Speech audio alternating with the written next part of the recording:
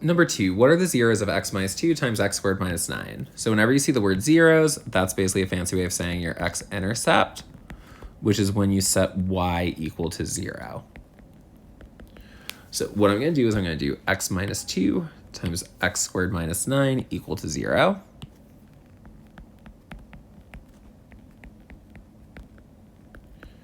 And I'm going to ask myself if I can factor that x squared minus 9 a little further. And I actually can. I can do a difference of 2 squares on that.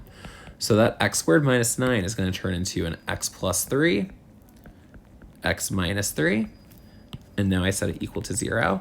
And then I t-time each of my factors, where I set each of them equal to 0, and then solve like a mini equation.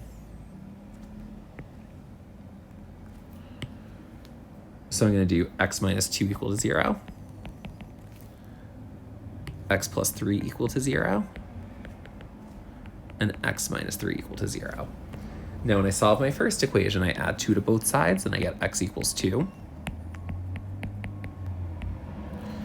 When I do my second equation, I subtract 3, and I get x is equal to negative 3.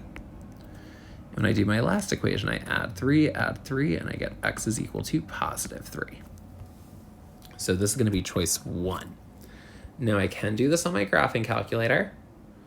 And the nice thing is I can actually just type my original expression into y1. I do not have to simplify it. I don't need to factor it. I can just leave it as is.